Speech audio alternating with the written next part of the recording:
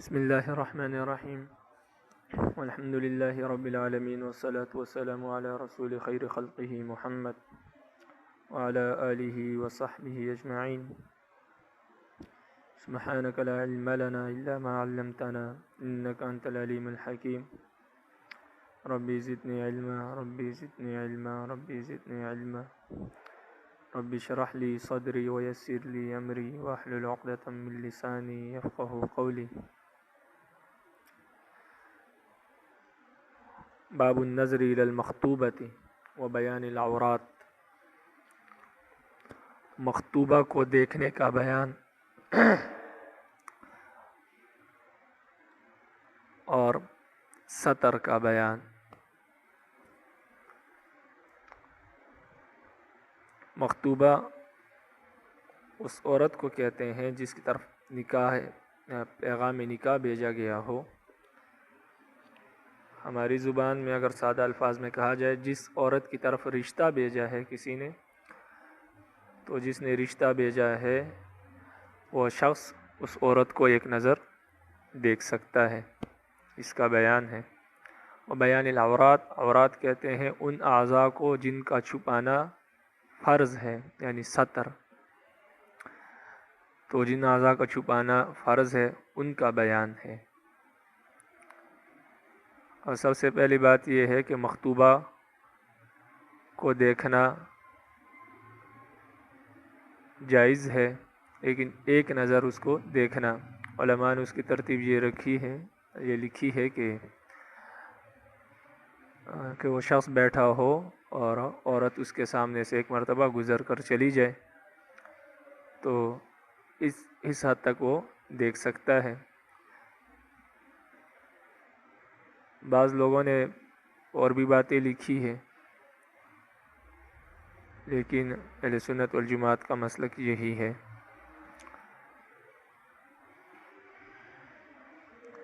پھر آج کل جو معاشرے میں جو یہ ہے کہ جس کے طرف رشتہ بھیجا جاتا ہے پھر اس سے تفصیلی طور پر گفتگو ہوتی ہے، بات چیت ہوتی ہے، گپ شپ ہوتی ہے تاکہ ایک دوسرے کو جان لے، سمجھ لے. تو یہ ساری چیزیں ناجائز ہیں، اس کی شریعت نے اجازت نہیں دی، اس لیے کہ اس سے معاشرہ بگڑ جائے گا اور عورت کا مذاق بن جائے گا. اس لیے کہ عام طور پر ایسا ہوتا ہے کہ رشتہ نہیں ہوتا، بعض اوقات رشتہ ہو جاتا ہے تو پھر تو صورت یہ پیش آ جائے گی کہ ہر کس ناکس جو رشتہ بھیجے گا وہ آ کے گپ شپ لگائے گا، گفتگو کرے گا، تفصیلی ملاقاتیں کرے گا. پھر رشتہ نہیں ہوا پھر دوسرا شخص آئے گا، تو اس طرح ایک عورت کا مذاق بن جائے گا اور اس سے معاشرہ بالکل بگڑ جائے گا. تو اس لیے صرف ایک نظر دیکھنا جائز ہے. باقی احتیاط اسی میں ہے اور علماء نے بہتر اور افضل اسی کو جانا ہے کہ وہ خود بھی نہ دیکھے بلکہ اپنی ذی محرم عورتوں میں سے کسی تجربہ کار عورت کو بھیج دے اور وہ اس عورت کو دیکھ لے، ملاقات کر لے، بات چیت کر لے، اور جو مطلوبہ معلومات ہے پھر وہ شخص اپنی وہ ذی محرم سے اس کے متعلق حاصل کر لے. تو یہ سب سے بہترین اور افضل طریقہ کار ہے.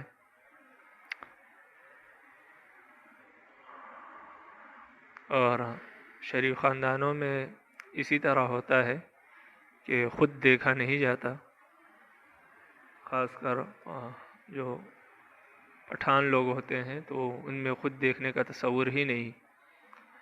بلکہ وہ اسی طرح ہوتا ہے کہ ذی محرم کوئی عورت چلی جاتی ہے، وہ دیکھ لیتی ہے اور مطلوبہ معلومات جو اس کے متعلق ہوتی ہے وہ بتا دیتی ہے. تو یہ سب سے افضل اور بہترین طریقہ ہے. آگے بیان العورات، جن اعضاء کا چھپانا ضروری ہے اور فرض ہے، یعنی ستر کا بیان ہے. اب ستر جو مرد کا ہے وہ ناف سے لے کر گھٹنے تک ہے، گھٹنا بھی ستر میں شامل ہے. تو یہ سارا حصہ جو ہے مرد کا یہ ستر ہے. نہ کوئی عورت اور نہ کوئی مرد کسی مرد کے اس حصے کو دیکھ سکتا ہے. اور جائز نہیں، اور نہ کوئی مرد اس کو خود کسی کو دکھا سکتا ہے۔ اسی طرح وہ شخص خود بھی بغیر کسی ضرورت کے اپنے جسم کے اس حصے کو نہیں دیکھ سکتا۔ عورت کا جو سطر ہے وہ اس کا تمام بدن ہے، یعنی کوئی مرد عورت کے کسی حصے کو، یا چاہے وہ چہرہ ہو، سر کے بال ہو، جسم کے کسی حصے کو نہیں دیکھ سکتا۔ بعض علماء نے اجازت دی ہے کہ ہاتھوں کو اور پیروں کو دیکھ سکتا ہے، لیکن افضل اس میں بھی یہی ہے کہ اگر اس کا چھپانا ممکن ہے، چھپا سکتی ہے تو چھپا لے، باقی اس کو بھی ظاہر نہ کرے۔ لیکن اگر ظاہر ہے تو بھی کوئی مضائقہ نہیں، اس میں کوئی گناہ کی بات نہیں۔ ہاں، یہ جو بات ہے کہ عورت کی 2 آنکھیں نظر آتی ہے تو یہ پردے کے خلاف ہے۔ بعض جو برقع وغیرہ ہوتا ہے اس میں عام طور پر 2 آنکھیں نظر آتی ہے، تو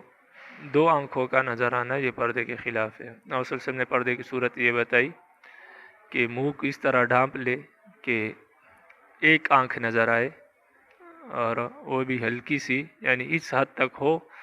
آنکھ اور پردے کا فاصلہ اس حد تک کم ہو کہ صرف انسان کو سامنے والی چیز نظر آ رہی ہو، کہ سامنے کسی چیز سے ٹکراؤ نہ ہو جائے، کوئی نقصان نہ پہنچے۔ باقی 2 آنکھوں کا نظر آنا یہ شرع کے خلاف ہے، پردے کے خلاف ہے۔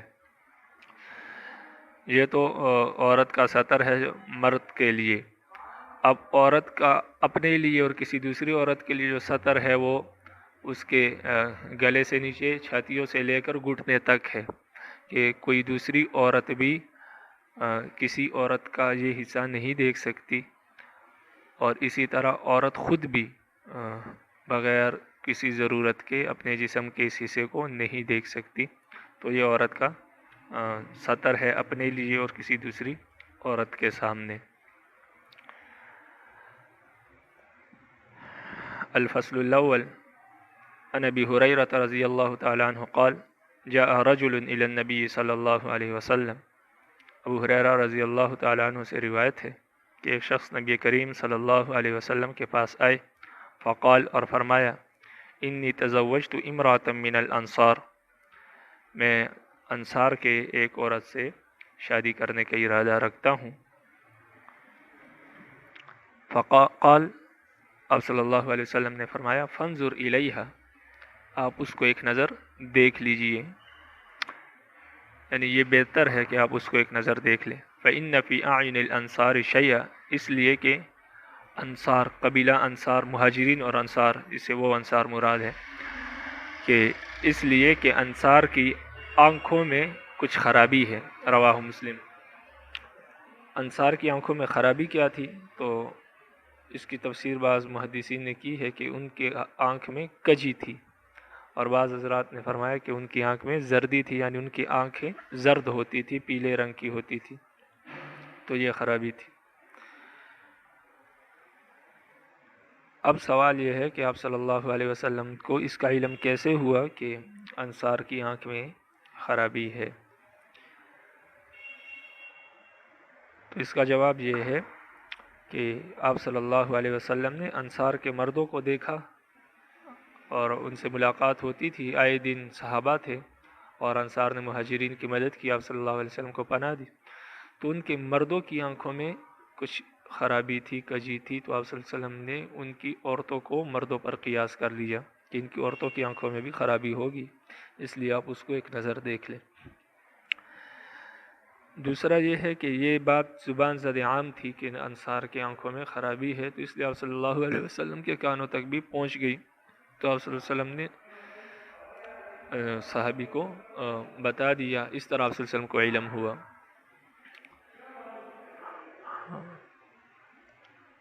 اس حدیث سے ایک اور بات بھی معلوم ہوتی ہے کہ کسی شخص کی خیر خواہی کے لیے آپ اس کو کسی دوسرے شخص کا عیب بتا سکتے ہیں، لیکن آپ واقعی میں نیک نیت ہو اور خیر خواہی کا ارادہ ہو، ایسا نہ ہو کہ دوسرے کے عیب بیان کرنا مقصود ہے، وگرنہ وہ پھر غیبت میں آ جائے گا۔ اسی لیے بعض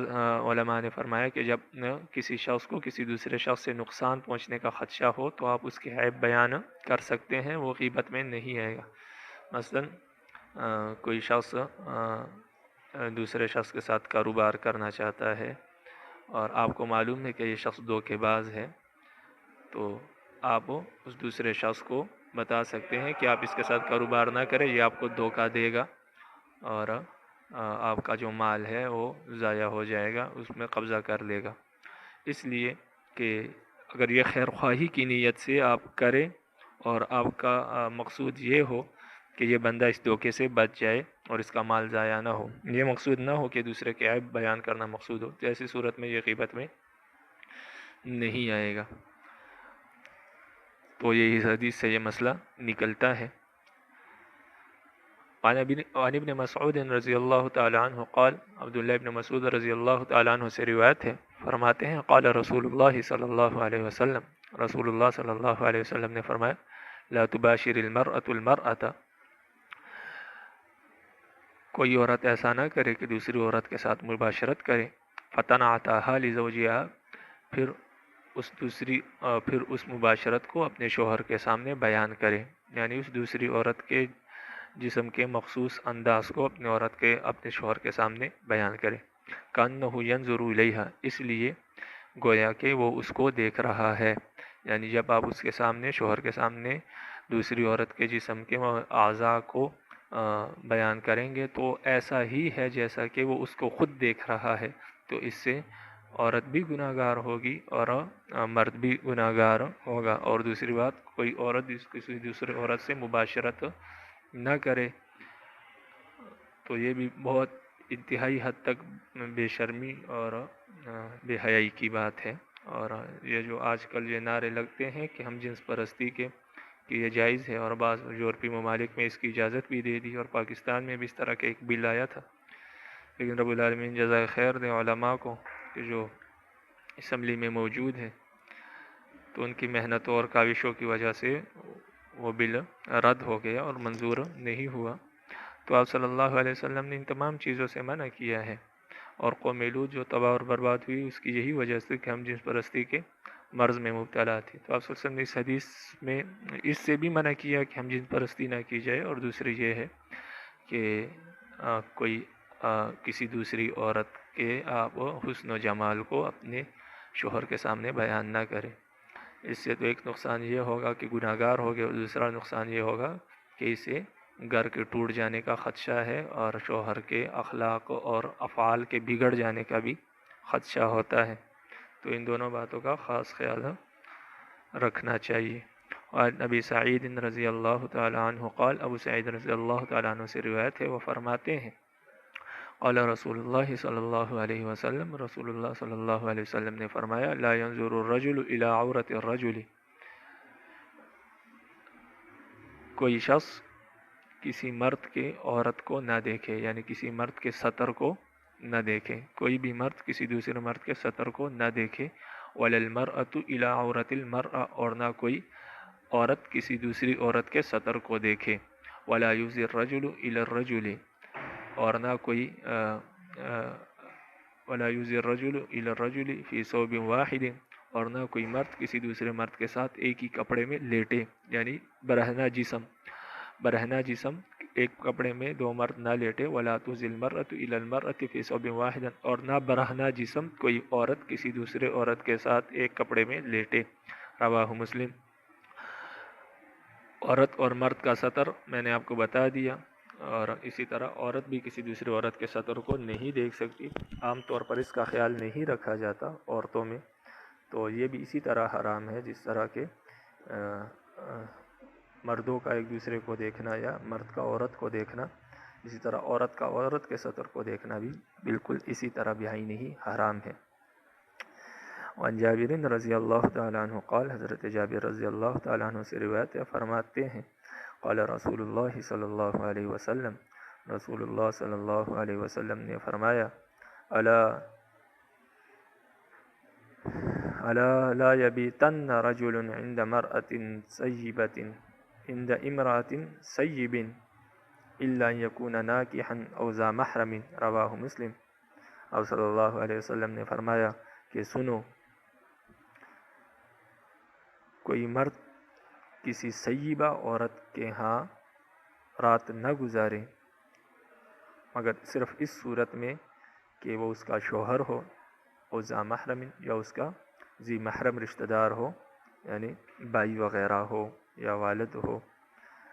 یعنی کسی سیبہ عورت کے گھر میں آپ رات نہ گزاریں، جبکہ اس کے گھر میں کوئی اور موجود نہ ہو تو آپ مہمان بن کر، یعنی آپ کے رشتہ دار ہیں وغیرہ، تو آپ ان کے ہاں رات نہ گزاریں سیبہ عورت کے ہاں، مگر اس کا شوہر ہو یا اس کا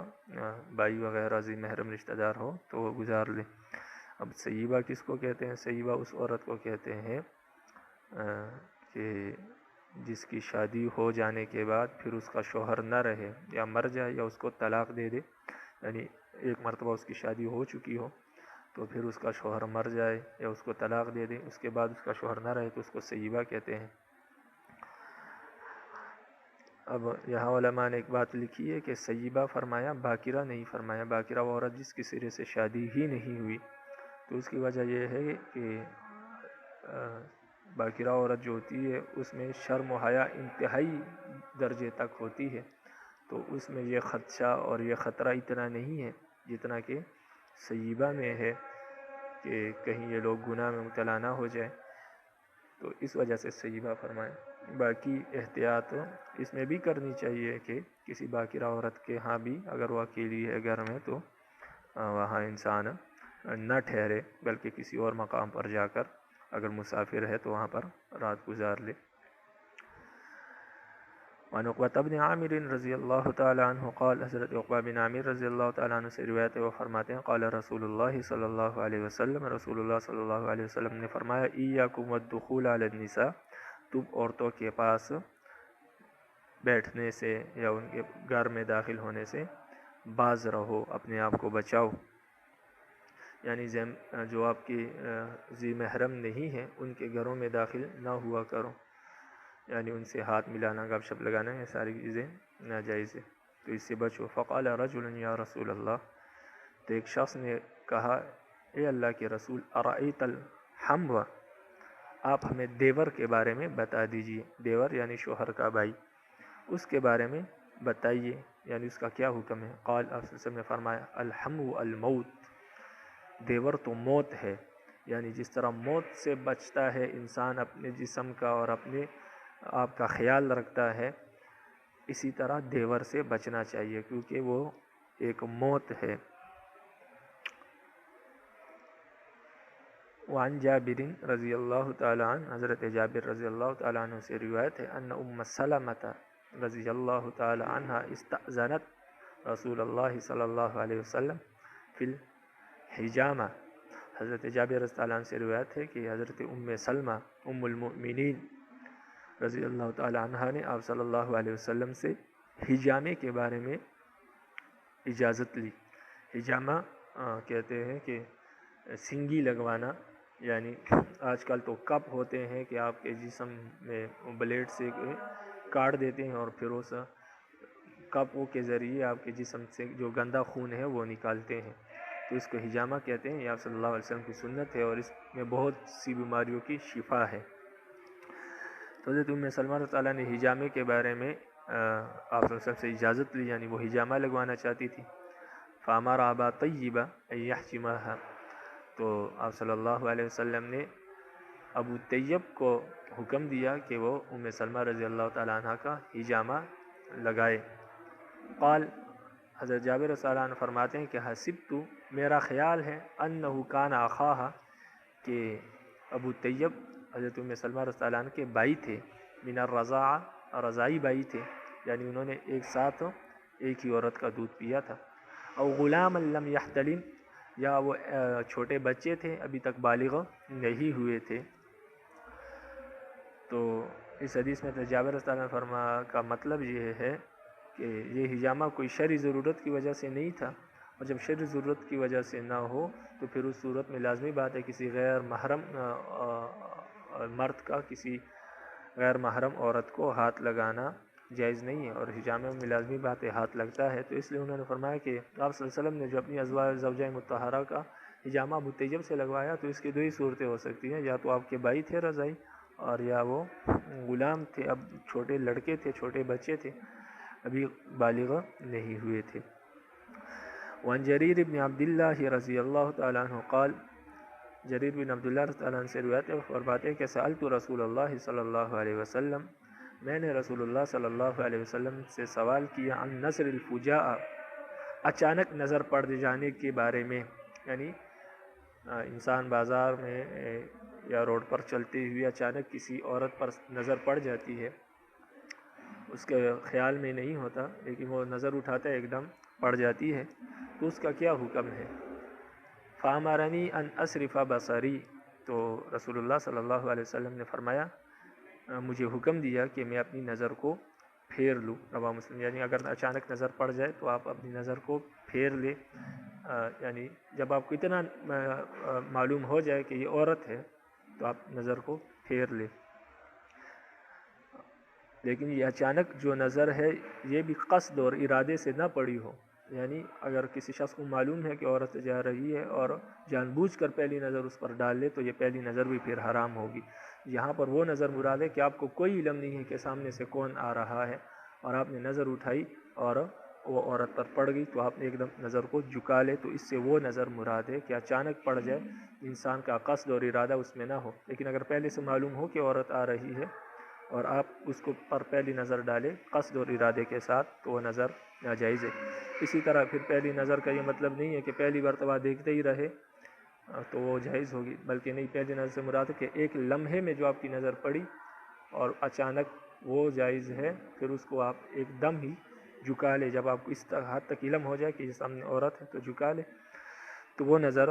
جائز ہے، پھر اس کے بعد دوبارہ نظر ڈالنا یہ جائز نہیں ہے۔ وعن جابر رضی اللہ تعالیٰ عنہ، حضرت جابر رضی اللہ تعالیٰ عنہ سے روایت ہے، قال، وہ فرماتے ہیں، قال رسول اللہ صلی اللہ علیہ وسلم، رسول اللہ صلی اللہ علیہ وسلم نے فرمایا، ان المرأة تقبل فی صورت الشیطان و تدبر فی صورت الشیطان، عورت آتی ہے شیطان کی صورت میں اور جاتی ہے شیطان کی صورت میں،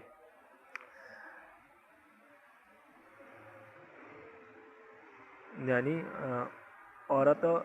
جو ہے شیطان کا تیر ہے، وہ جب آتی ہے تو اس سے مرد کیا ہے گمراہ ہوتا ہے اور گناہگار ہوتا ہے، اسی طرح جب جاتی ہے تو بھی گناہگار ہوتا ہے، یعنی آپ صلی اللہ علیہ وسلم صحابہ کو یہ فرما رہے ہیں کہ عورت سے کو دیکھنے سے بچو، جو آ رہی ہو جا رہی ہو دونوں صورتوں میں، اس لیے کہ یہ شیطان اس کے ذریعے آپ کو شکار کرتا ہے۔ اذا احدکم اعجبته المرأة فوقعت فی قلبہ، جب تم میں سے کسی کو کوئی عورت بھلی لگے، اچھی لگے، فوقعت فی قلبہ، اور وہ اس کے دل میں جگہ کرنے لگے، فلیعمد الی امرأتہ، تو اس کو چاہیے کہ اپنی بیوی کی طرف جائے، فلیواقعها، اور اس سے اپنی حاجت پوری کر لے، فإن ذلک یرد ما فی نفسہ، اس لیے کہ ایسا کرنا اس کے جو دل میں آ رہا ہے اس بات کو ختم کر لے گا، اس کے دل میں جو محبت پیدا ہو رہی ہے اس محبت کو وہ ایسا کرنا ختم کر دے گا۔ رواہ مسلم۔ الفصل الثانی، دوسری فصل۔ عن جابر رضی اللہ تعالیٰ عنہ قال، حضرت جابر رضی اللہ عنہ سے روایت ہے، وہ فرماتے ہیں، قال رسول اللہ صلی اللہ علیہ وسلم، رسول اللہ صلی اللہ علیہ وسلم نے فرمایا، اذا خطب احدکم المرأة فإن استطاع ان ينظر الى ما يدعوه الى نکاحها فلیعمل، رواہ ابو داود۔ رسول اللہ صلی اللہ علیہ وسلم نے فرمایا، جب تم میں سے کوئی شخص کسی عورت کو پیغام نکاح بھیجے یعنی رشتہ بھیجے، فإن استطاع، اگر وہ اس کی طاقت اور قدرت رکھتا ہے کہ ان ينظر الى ما يدعوه الى نکاحها، کہ وہ اس عورت کے ان اعضاء کو دیکھ لے جو اس کو نکاح کی طرف دعوت دے رہے ہیں، فلیفعل، تو ایسا کر لے، یعنی ایک نظر دیکھ لے، یہ بہتر ہے۔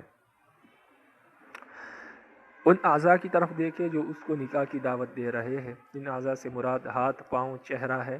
کہ ان اعضاء کو دیکھ لے، اس سے معلوم ہو جائے گی، اس سے عورت کا حسن اور زیب و زینت وغیرہ ساری ظاہر ہو جاتی ہے، تو اس لیے ان اعضاء کو دیکھ لے، اور کیونکہ یہی اعضاء ہوتے ہیں جو کسی کو نکاح کی دعوت دے رہے ہوتے ہیں، تو اگر ایسا کر سکتا ہے تو کر لے، یہ بہتر ہے۔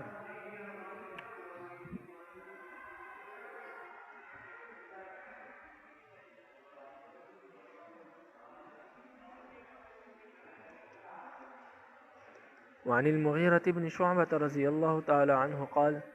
مغیرہ بن شعبہ رضی اللہ تعالی عنہ سے روایت ہے، وہ فرماتے ہیں خطبت امرأة، میں نے ایک عورت کو پیغام نکاح بھیجا، فقال علی رسول اللہ صلی اللہ علیہ وسلم، رسول اللہ صلی اللہ علیہ وسلم نے مجھے فرمایا هل نظرت الیہا، کہ آپ نے اس عورت کو دیکھا ہے؟ قلت لا، میں نے کہا نہیں۔ قال فانظر الیہا، آپ صلی اللہ علیہ وسلم نے فرمایا آپ اس کو دیکھ لیں، فإنه أحر أن يؤدم بینکما، اس لیے کہ یہ دیکھنا زیادہ مناسب اور زیادہ اولا ہے اس بات کے لیے کہ تم دونوں کے درمیان محبت پیدا ہو، تم دونوں کے درمیان محبت پیدا ہونے کے لیے یہ بات زیادہ اولا اور زیادہ انسب ہے کہ آپ اس عورت کو دیکھ لیں۔ اس کی وجہ یہ ہے کہ اگر عورت کو دیکھ لے گا اور اس کو پسند آ جائے تو پھر یہ نکاح کرے گا، لیکن اگر پسند نہیں آئی تو پھر یہ انکار کر لے گا۔ تو لہٰذا جب عورت پسند آ جائے اور اس کے بعد پھر اس سے نکاح کیا جائے تو لازمی بات ہے کہ پہلی مرتبہ جب دیکھا پسند آ گئی تو اس سے محبت پیدا ہو گئی، اور اس کے بعد پھر شادی ہونے کے بعد محبت اور بڑھ جائے گی۔ تو آپ صلی اللہ علیہ وسلم نے یہ فرمایا کہ آپ دیکھیں تاکہ آپ کو پسند آئے، تو اس سے پھر آپ کی محبت بڑھتی رہے گی اور آپ دونوں کے درمیان محبت پیدا ہو جائے گی، اور آپ کو بعد میں پھر ندامت نہیں ہوگی۔ لیکن اگر آپ نے نہیں دیکھا اور ایسا ہوا کہ شادی کے بعد آپ کو پسند نہیں آئی تو پھر اس سے نفرت بڑھے گی، محبت پیدا نہیں ہوگی۔ تو اس لیے آپ صلی اللہ علیہ وسلم نے فرمایا کہ ایک نظر دیکھ لیں، پسند آنے کے بعد پھر آپ کیا کریں، شادی کریں۔ تو یہ اسلام کا درس ہے، اسلام یہی درس دیتا ہے کہ آپ پسند کی شادی کریں۔ جو یہ کہا جاتا ہے کہ اسلام پسند کی شادی کے مخالف ہے، تو اسلام پسند کی شادی کے مخالف نہیں، بلکہ اسلام تو پسند کی شادی کی ترغیب دیتا ہے، اس کا درس دیتا ہے کہ آپ پسند کی شادی کریں۔ لیکن پسند کی شادی کے نام پر جو خرافات ہوتے ہیں اور جو فحاشی اور عریانی ہوتی ہے، اسلام اس کے خلاف ہے۔ ہاں باقی آپ یہ ہے کہ مرد اور عورت دونوں ایک دوسرے کو پسند کرے اور اس کے بعد پھر دونوں شادی کرے، اس میں کوئی بے حیائی اور فحاشی نہیں ہے، بلکہ اسلام اسی بات کا درس دیتا ہے، کیونکہ اس سے رشتے میں محبت اور الفت زیادہ پیدا ہوتی ہے، اور انسان بعد میں ندامت اور شرمندگی سے کیا ہوتا ہے، محفوظ رہتا ہے۔ رواہ احمد والترمذی والنسائی وابن ماجہ والدارمی۔ وعن ابن مسعود رضی اللہ تعالی عنہ قال، عبداللہ ابن مسعود رضی اللہ تعالی عنہ سے روایت ہے، فرماتے ہیں رأى رسول اللہ صلی اللہ علیہ وسلم امرأة فعجبته فأتى سودا، رسول اللہ صلی اللہ علیہ وسلم نے ایک عورت کو دیکھا، یعنی اچانک نظر پڑ گئی، فعجبته، اور وہ عورت آپ صلی اللہ علیہ وسلم کو اچھی لگی، فأتى سودا، آپ صلی اللہ علیہ وسلم حضرت سودا رضی اللہ تعالی عنہ ام المؤمنین کے پاس آئے، وہی تصنع طیبا وعندها نساء، اور وہ خوشبو بنا رہی تھی اور ان کے پاس عورتیں بیٹھی تھی، فاخلینہ، تو عورتوں نے جب آپ صلی اللہ علیہ وسلم کو دیکھا تو فاخلینہ، تو انہوں نے آپ صلی اللہ علیہ وسلم کو تنہا چھوڑ دیا، یعنی وہ عورتیں چلی گئی، فقضا حاجتہ، تو آپ صلی اللہ علیہ وسلم نے اپنی حاجت پوری کی، ثم قال، پھر فرمایا ایما رجل رأى امرأة تعجبه فلیقم الى اہلہ، کوئی بھی مرد جب کسی عورت کو دیکھے اور وہ عورت اس کو بھلی لگے، اچھی لگے، فلیقم الی اہلہ، تو اس کو چاہیے کہ اپنے گھر، اپنے اہل کی طرف آ جائے، یعنی اپنی بیوی کے پاس آئے، فإن معها مثل الذی معها، اس لیے کہ اس کی بیوی کے پاس بھی وہی سب کچھ ہے جو اس عورت کے پاس ہے۔ رواہ الدارمی۔ فعجبت، آپ صلی اللہ علیہ وسلم کو وہ عورت بھلی لگی۔ تو ایک تو یہ ہے کہ اچانک نظر پڑی، اور دوسری بات بھلی لگنا، دل میں کسی کا گھر کر جانا یا کسی کا پسند آ جانا، یہ انسان کے اختیار میں نہیں ہے، یہ دل جو ہے رب العالمین کے اختیار میں ہے، اور یہ سارا معاملہ دل کے ساتھ ہوتا ہے، تو اس میں انسان کا کوئی قصور نہیں ہے۔ تو آپ صلی اللہ علیہ وسلم بھی بشر ہی تھے، تو بشری تقاضے کے مطابق آپ صلی اللہ علیہ وسلم کا دل بھی اپنے قبضے اور قدرت میں نہیں تھا، اس لیے آپ صلی اللہ علیہ وسلم کی اچانک نظر پڑنے کی وجہ سے اگر وہ بھلی لگ گئی، تو اس سے آپ صلی اللہ علیہ وسلم امت کو یہ بتانا چاہتے ہیں کہ اس میں انسان بے اختیار ہے، کہ حالانکہ سرکار انبیاء امام الانبیاء خاتم النبیین صلی اللہ علیہ وسلم کو بھی ایک نظر پڑنے کی وجہ سے عورت بلی لگ سکتی ہے، تو اس میں عام جو بندے ہیں وہ تو بدرجہ اولا اس میں شامل ہے کہ ان کو بھی کوئی عورت بلی لگ سکتی ہے، پسند آ سکتی ہے، اس میں کوئی مضائقہ نہیں۔ لیکن پھر آگے اس پسند آنے پر جو آگے خرافات شروع ہوتے ہیں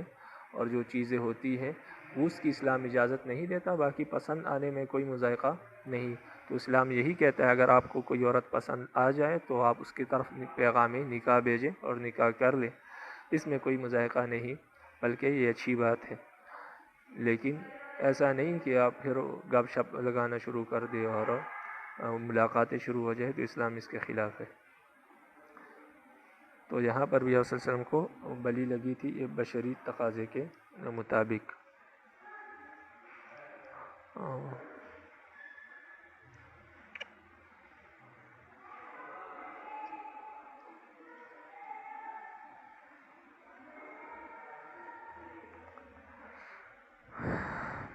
وعنہ عن النبی صلی اللہ علیہ وسلم، اور انہی سے روایت ہے، یعنی عبداللہ بن مسعود سے روایت ہے، عن النبی صلی اللہ علیہ وسلم، آپ صلی اللہ علیہ وسلم سے روایت کرتے ہیں،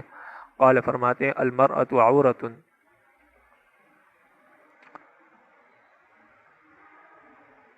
عورت جو ہے وہ سطر ہے، یعنی عورت سارے کا سارا سطر ہے اور پردہ ہے۔ فَإِذَا خَرَجَتْ، جب وہ گھر سے نکلتی ہے، استشرفها الشیطان، شیطان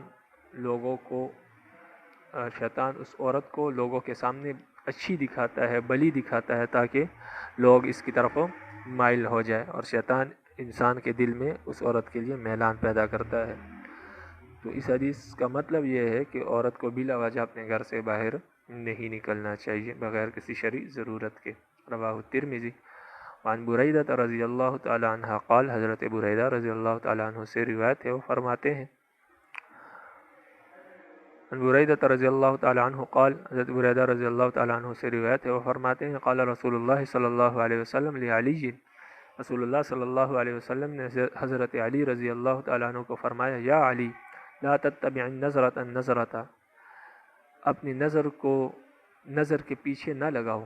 ایک نظر کو دوسری نظر کے پیچھے نہ لگاؤ، فإن لك الأولى وليست لك الآخرة، اس لیے کہ آپ کے لیے پہلی نظر جائز ہے اور دوسری نظر جائز نہیں۔ یعنی اگر ایک عورت پر ایک نظر پڑ جائے تو اس کے پیچھے پھر دوبارہ نظر اس کی طرف نہیں اٹھانی چاہیے، اس لیے کہ پہلی نظر جو اچانک پڑی وہ تو جائز ہے، لیکن جو دوسری نظر آپ جان بوجھ کر دیکھیں گے قصد اور ارادے کے ساتھ، وہ جائز نہیں۔ رواہ احمد و ترمذی و ابو داؤد و دارمی، اور میں آپ کو بتا چکا ہوں کہ پہلی نظر بھی وہ والی جائز ہے جس میں قصد اور ارادہ نہ ہو۔ وعن عمرو بن شعیب رضی اللہ تعالی عنہ عن ابیہ عن جدہ،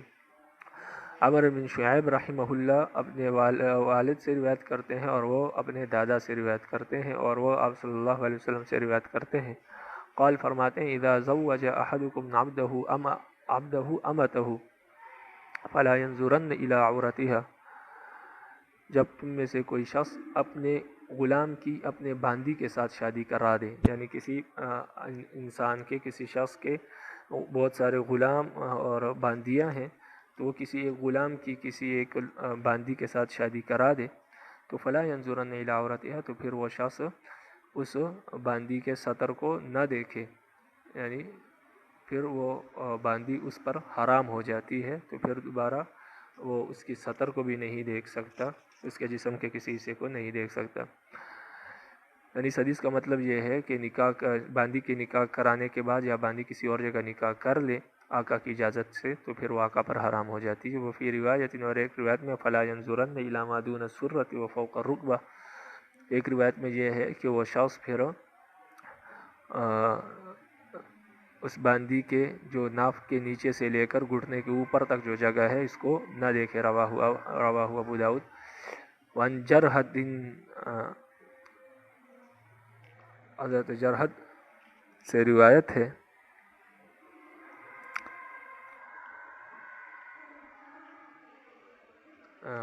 جرحد سے روایت ہے کہ ان نبی صلی اللہ علیہ وسلم قال، نبی کریم صلی اللہ علیہ وسلم نے فرمایا، اما علمت ان الفخذ عورت، کہ آپ کو معلوم ہے کہ ران ران جو گھٹنے کے اوپر ران ہوتی ہے انسان کی، ران سطر ہے۔ رواہ ترمذی و ابو داود، اس کو امام ترمذی اور ابن داود نے روایت کیا ہے۔ یہ جو حضرت جرحد ہے یہ اصحاب صفہ میں سے تھے، اور ان کو ابن خویلد کہا جاتا ہے، یا صلی اللہ علیہ وسلم کے صحابہ میں سے اور اصحاب صفہ میں سے تھے۔ اور یہ جو ران ہے یہ سطر ہے، یہ امام مالک رحمہ اللہ کے خلاف کیا ہے؟ دلیل ہے۔ امام مالک رحمہ اللہ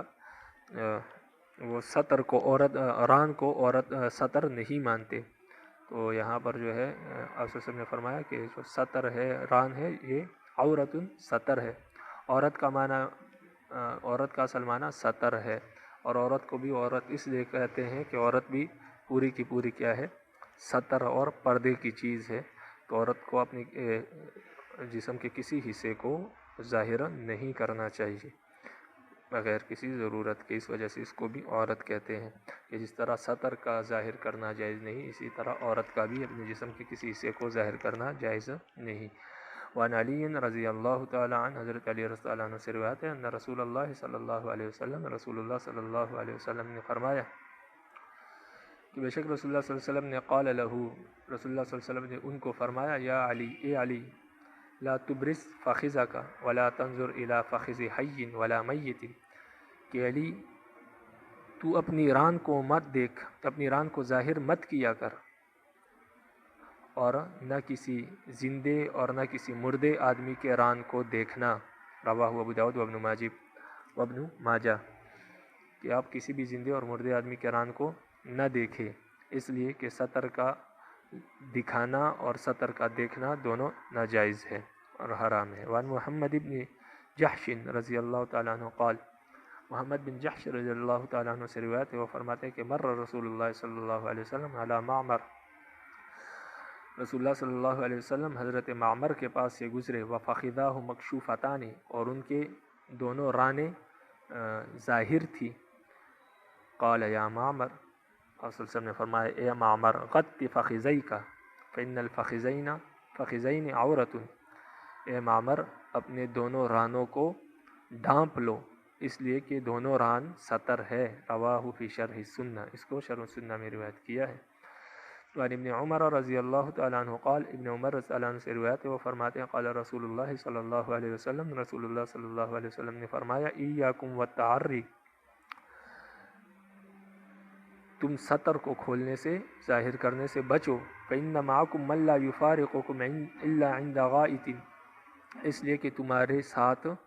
من ایسے مخلوق ہوتی ہے، لا یفارقکم جو تم سے جدا نہیں ہوتی مگر صرف بول و براز کے وقت، وحین یفضی الرجل الی اہلہ فاستحیوہم واکرموہم، اور جب تم میں سے کوئی شخص اپنے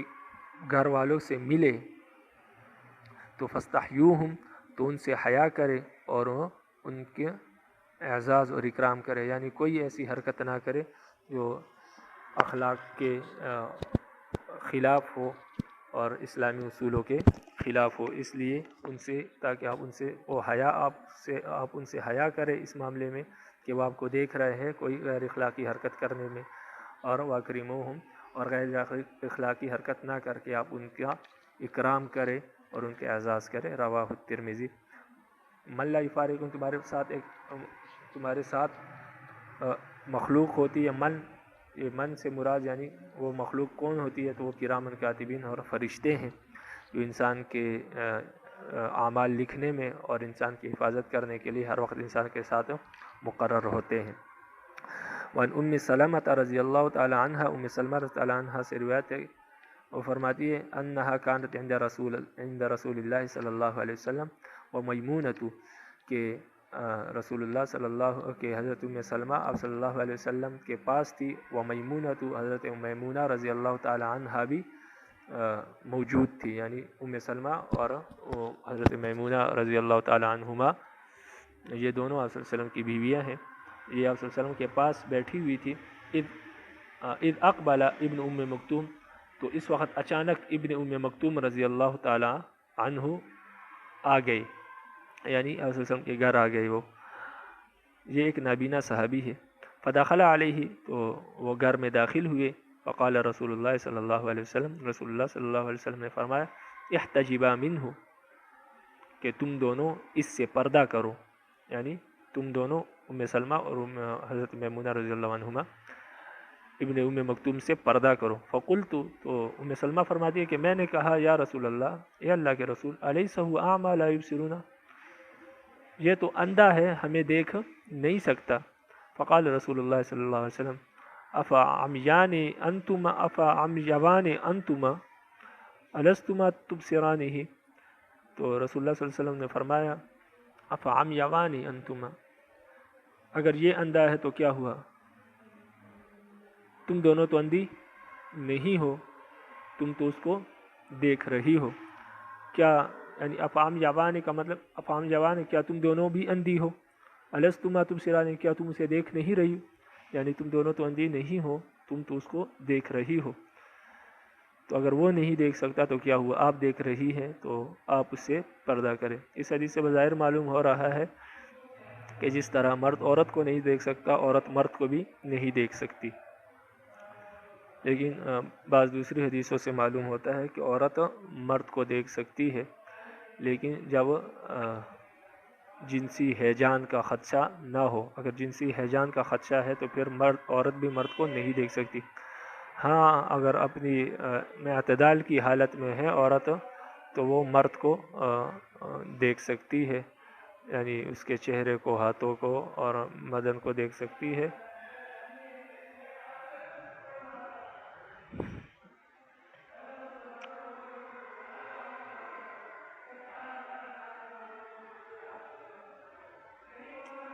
تو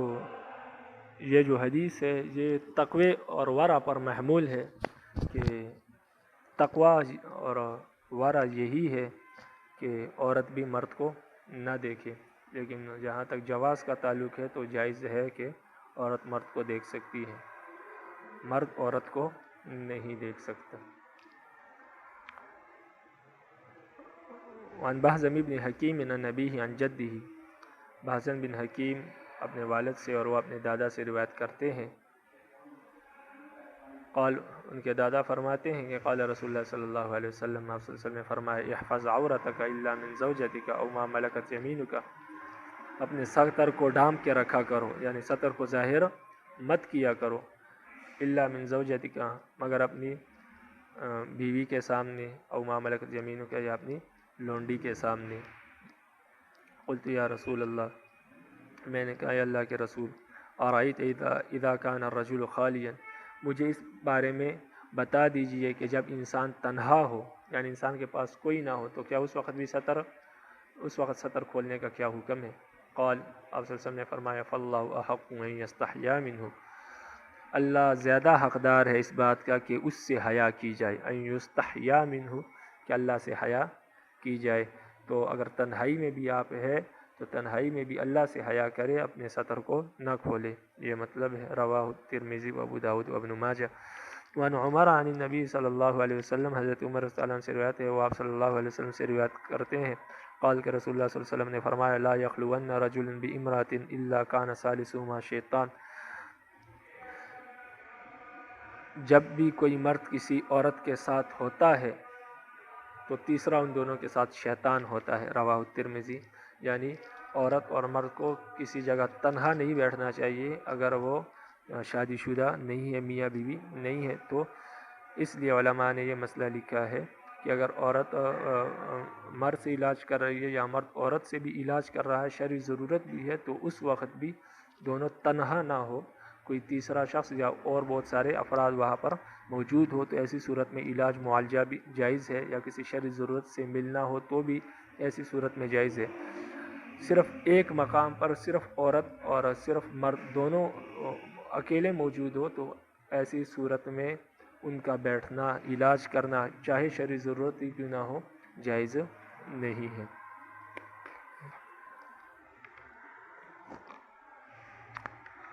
وعن جابر عن النبی صلی اللہ علیہ وسلم، حضرت جابر رضی اللہ عنہ آپ صلی اللہ علیہ وسلم سے روایت کرتے ہیں کہ رسول اللہ صلی اللہ علیہ وسلم نے فرمایا لا تلجو علی المغیبات، کہ جن عورتوں کے شوہر موجود نہیں آپ ان کے پاس، ان کے گھروں میں داخل نہ ہوا کرو۔ یعنی جن عورتوں کے شوہر موجود نہیں، آپ ان کے گھروں میں داخل نہ ہوا کرو۔ مغیبات سے یا میں جس عورت کا شوہر مر گیا ہو وہ بھی مراد ہے، یا جس کو طلاق ہو گئی ہو، اسی طرح اس کا شوہر باہر کسی سفر پر گیا ہے، نہیں ہے، یہ تمام صورتیں اس میں داخل ہے۔ تو کسی ایسی عورت جس کا شوہر گھر میں موجود نہیں تو آپ اس کے گھر میں داخل نہ ہوا کرو، یا ان کے گھر میں مہمان بن کر نہ جایا کریں اگر اس کے گھر میں کوئی مرد نہیں ہے، کوئی ذی محرم نہیں ہے، شوہر نہیں ہے۔ کیوں؟ فإن الشیطان یجری من احدکم مجری الدم، اس لیے کہ شیطان تمہاری رگوں میں خون کی طرح دوڑتا ہے، یعنی شیطان ہر وقت آپ پر حاوی ہوتا ہے۔ قلنا،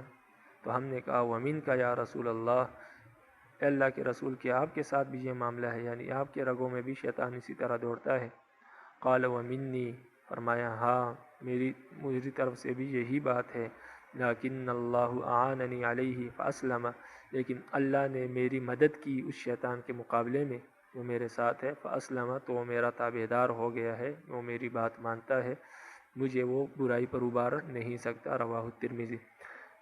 اس طرح کی ایک حدیث مشکات اول میں گزر چکی، وہاں پر اس کی تشریح بھی گزر چکی ہے۔ وعن انس رضی اللہ تعالیٰ عنہ، حضرت انس رضی اللہ تعالیٰ عنہ سے روایت ہے، ان نبی صلی اللہ علیہ وسلم اتا فاطمہ بعبد قد وهبه لها، کہ آپ صلی اللہ علیہ وسلم حضرت فاطمہ رضی اللہ عنہ کے پاس ایک غلام لے کر آئے جو آپ صلی اللہ علیہ وسلم نے حضرت فاطمہ کو ہبہ کر دیا تھا، یعنی ان کو تحفے میں دیا تھا۔ وعلى فاطمة ثوب اذا قنعت بها رأسها لم يبلغ رجليه واذا غطت به رجليها لم يبلغ رأسها، تو حضرت فاطمہ رضی اللہ عنہ نے ایک چادر اوڑھی ہوئی تھی، جب آپ حضرت فاطمہ رضی اللہ عنہ اس سے اپنے سر کو ڈھانپتی تو وہ پاؤں تک نہیں پہنچتا تھا، یعنی پاؤں اس سے نہیں ڈھانپے جا سکتے تھے، چھوٹی تھی، اور جب اپنے پاؤں کو ڈھانپتی تو سر تک نہیں پہنچتی تھی، یعنی سر اس سے پھر نہیں ڈھانپا جا سکتا تھا۔ تو چادر چھوٹی تھی، یا تو سر ڈھانپا جا سکتا تھا یا پاؤں ڈھانپے جا سکتی تھے۔ تو اس وقت لباس ایسا ہی ہوتا تھا، یا تو دو چادریں ہوتی تھی، ایک تہبند ہوتا تھا اور ایک اوپر لے لیتے تھے، اور یا بعض اوقات ایک چادر ہوتی تھی وہ اپنے جسم سے لپیٹ لیتے تھے۔ تو یہی ان لوگوں کا کیا تھا، لباس تھا۔ تو اس حدیث سے میں یہ فرمایا کہ حضرت فاطمہ رضی اللہ عنہ کے پاس ایک ہی موٹی چادر تھی، تو وہ انہوں نے اپنے بدن سے لپیٹی ہوئی تھی، لیکن حال یہ تھا کہ اگر وہ سر کو اس سے ڈھانپتی تو پاؤں کھلے رہ جاتے، جب پاؤں کو ڈھانپتی تو سر کھلا رہ جاتا۔ تو آپ صلی اللہ علیہ وسلم نے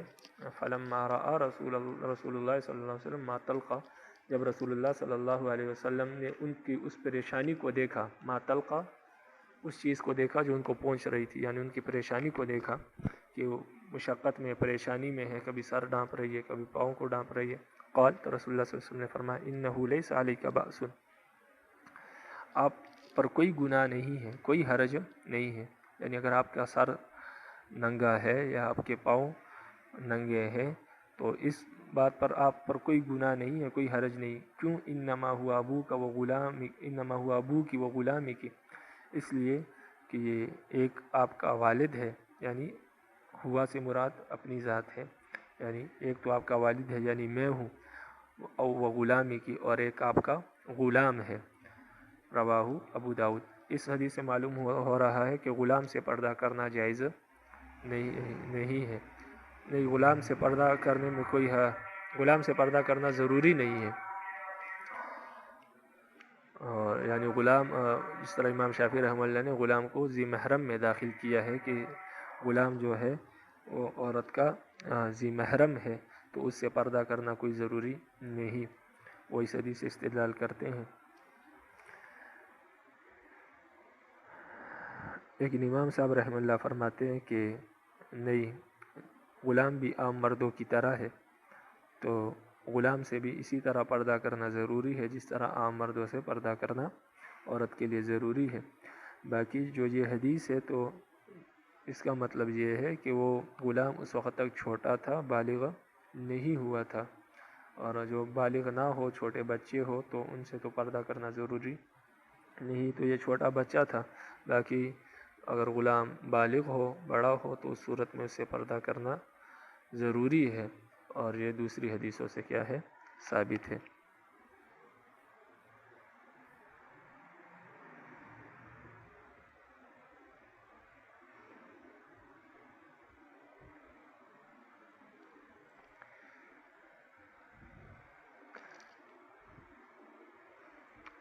الفصل الثالث عن ام سلمة رضی اللہ تعالی عنہ ان النبی صلی اللہ علیہ وسلم كان عندها وفي البيت مخنث۔ حضرت ام سلمہ رضی اللہ تعالی عنہ سے روایت ہے کہ نبی کریم صلی اللہ علیہ وسلم ان کے پاس موجود تھے، یعنی ان کے گھر میں تھے، یا صلی اللہ علیہ وسلم کی زوجہ مطہرہ ہے۔ وفي البيت مخنث، اور گھر میں ایک مخنث تھا۔ مخنث خواجہ سرا کو کہتے ہیں، تو گھر میں ایک مخنث تھا۔ اس مخنث کا نام ماتے لکھا ہے بعض حضرات نے، میم الف طا عین ماتے، اور بعض نے حیت لکھا ہے، ہا یا تا حیت۔ فقال لعبد اللہ بن ابی امیہ اخی ام سلمہ، تو وہ مخنث خواجہ سرا عبداللہ بن ابی امیہ کو کہنے لگا۔ عبداللہ بن ابی امیہ کون ہے؟ اخی ام سلمہ، یہ ام سلمہ کے بھائی تھے۔ تو عبداللہ بن ابی امیہ جو ام سلمہ کے بھائی تھے، ان سے کہنے لگا، یا عبداللہ، یا عبداللہ، ان فتح اللہ لکم غدا الطائف، اگر کل اللہ نے آپ کے لیے طائف کو فتح کر دیا، یعنی اس وقت طائف میں مشرک آباد تھے، تو اس خواجہ سرا کا یہ مطلب ہے، اگر اللہ آپ کو طائف پر فتح عطا کر دے، غدن سے مراد یعنی کبھی آپ کو طائف پر رب العالمین فتح نصیب فرما دے، تو فإنی ادلک علی ابنت غیلان، تو میں آپ کو غیلان کے بیٹی بتاؤں گی۔ غیلان یعنی وہاں پر ایک سردار تھے طائف میں، ان کا نام غیلان تھا، اور ان کی ایک بیٹی تھی جس کا نام بادیہ تھا، اس لڑکی کا نام بادیہ تھا۔ فإنہا، فرمایا کہ میں آپ کو غیلان کی بیٹی بتاؤں گی اگر آپ نے طائف فتح کر دیا، یعنی کیونکہ وہ آپ کے مال غنیمت میں آ جائیں گی، ساری جو وہاں کے لوگ ہوں گے غلام بن جائیں گے، لونڈیاں بن جائیں گی، اور جو ان کا مال ہوگا وہ بھی آپ کے پاس مال غنیمت کی صورت میں آ جائے گا۔ فرمایا کہ میں آپ کو پھر غیلان کی بیٹی بتاؤں گی۔ فإنہا تقبل بأربع، وہ جب 4 کے ساتھ آتی ہے، وتدبر بثمان، اور 8 کے ساتھ جاتی ہے۔ تو اس کا مطلب یہ ہے کہ جو انسان موٹا فربا ہو تو اس کے پیٹ میں شکن پڑ جاتے ہیں، یعنی وہ گوشت لٹکتا ہے اور چمڑا لٹکتا ہے، تو وہ اس سے 4 قسم کی لائنیں بن جاتی ہے، شکن بن جاتے ہیں، تو وہ پیٹ میں 4 قسم کے شکن پڑ جاتے ہیں جو انسان موٹا ہو۔ تو وہ جب انسان سامنے سے آ رہا ہوتا ہے تو 4 شکن نظر آتے ہیں کہ اس کے پیٹ میں 4 شکن ہیں، اور جب وہ انسان واپس جا رہا ہوتا ہے تو پیچھے پیٹھ پر 8 شکن نظر آتے ہیں۔ تو یہ اس کی طرف اشارہ ہے کہ جب وہ آتی ہے تو 4 کے ساتھ آتی ہے، یعنی 4 شکن پڑے ہوتے ہیں، اور جب جاتی ہے تو پیچھے سے 12 شکن نظر آتے ہیں اس کی پیٹھ پر۔ تو اصل میں اس سے مراد یہ ہے کہ وہ موٹی تازی اور فربا ہے، اس لیے کہ عرب کے لوگ موٹے اور فربا جسم کو کیا کرتے تھے؟ پسند کرتے تھے۔ تو خواجہ سرا کا مطلب یہ ہے کہ وہ موٹی تازی ہے، آپ کو پسند آئے گی۔ فقال نبی صلی اللہ علیہ وسلم، تو رسول اللہ صلی اللہ علیہ وسلم نے فرمایا، لا يدخلن هؤلاء علیکم، کہ یہ مخنث، لا يدخلن هؤلاء علیکم، کہ یہ خواجہ سرا جو ہے آپ کے گھروں میں آئندہ داخل نہ ہو۔ متفق علیہ۔ اس لیے کہ پہلے مخنث کو اور خواجہ سرا کو اجازت تھی کہ وہ لوگوں کے گھروں میں داخل ہوتے تھے، اور ان سے کوئی پردہ نہیں تھا، اس لیے کہ عام طور پر یہ سمجھا جاتا تھا کہ ان میں کوئی جنسی میلان نہیں ہوتا، کوئی ہیجان نہیں ہوتا، لیکن اس بات کو سن کر آپ صلی اللہ علیہ وسلم نے اندازہ لگا لیا کہ ان میں بھی جنسی میلان اور ہیجان ہوتا ہے، تو اس لیے آپ صلی اللہ علیہ وسلم نے اس کے بعد خواجہ سراؤں کو گھروں میں آنے سے منع کر دیا۔ تو اس وجہ سے خواجہ سراؤں کو گھروں میں داخل نہیں دینا، داخل نہیں ہونے دینا چاہیے اور ان کو اجازت نہیں دینی چاہیے، اس لیے کہ عورتوں کو ان سے بھی ابھی پردہ کرنا چاہیے۔ تو اس لیے آپ صلی اللہ علیہ وسلم نے فرمایا کہ ان کو گھروں میں داخل نہ ہونے دیا کرو۔ وَلِلْمِسْوَرَةِ ابْنِ مَرْخَمَةَ قَالَ حَمَلْتُ حَجَرًا ثَقِيلًا، مسورہ بن مرخمہ رضی اللہ تعالیٰ عنہ سے روایت ہے، وہ فرماتے ہیں کہ میں نے ایک بہت بھاری پتھر اٹھایا ہوا تھا، فَبَيْنَ أَنَا أَمْشِي، اور میں پتھر اٹھا کر اس طرح چل رہا تھا، سقط عنی ثوبی، تو میرا کپڑا مجھ سے گر گیا، یعنی میرے جسم پر جو کپڑا تھا وہ نیچے گر گیا اور میرا سطر کھل گیا، فلم استطع اخذہ، اور مجھے اس کو اٹھانے کی طاقت مجھ میں نہیں تھی، اس لیے کہ انسان کے جب بوجھ اٹھایا ہوتا ہے تو بوجھ کے ساتھ نیچے جھک کر اور کسی چیز کو زمین سے اٹھانا یہ بہت مشکل کام ہوتا ہے، تو بعض اوقات انسان جھک نہیں سکتا، کسی چیز کو نیچے سے اٹھا نہیں سکتا، تو یہ مطلب ہے کہ فلم استطع اخذہ، تو مجھ میں طاقت نہیں تھی اس کے اٹھانے کی، فرآنی رسول اللہ صلی اللہ علیہ وسلم، تو رسول اللہ صلی اللہ علیہ وسلم نے مجھے دیکھا، فقال لی، اور مجھے فرمایا، خذ علیک ثوبک ولا تمشوا عراتا، کہ اپنے کپڑے کو اپنے اوپر ڈال لو، ولا تمشوا عراتا، اور ننگے مت چلو، رواہ مسلم، اس کو امام مسلم نے روایت کیا ہے، یعنی بے شک وزن کو نیچے رکھ دو اور پہلے اپنے سطر کو ڈھانپ لو، اس کے بعد چلو، ننگے چلنا جائز نہیں۔ وعن عائشہ رضی اللہ تعالی عنہ، حضرت عائشہ رضی اللہ تعالی عنہ سے روایت ہے، قالت، وہ فرماتی ہے، ما نظرت او ما رأیت فرج رسول اللہ صلی اللہ علیہ وسلم، کہ وہ فرماتی ہے کہ میں نے نہیں دیکھا، یا راوی کو شک ہے، یا انہوں نے فرمایا کہ ما رأیت، ما نظرت فرمایا یا ما رأیت فرمایا، معنی دونوں کے ایک ہے، الفاظ میں فرق ہے، کہ میں نے کبھی نہیں دیکھا فرج رسول اللہ صلی اللہ علیہ وسلم، رسول اللہ صلی اللہ علیہ وسلم کی شرمگاہ کو، رواہ ابن ماجہ، ابن ماجہ نے اس کو روایت کیا ہے۔ یہ ورع اور تقوی کی بات ہے، باقی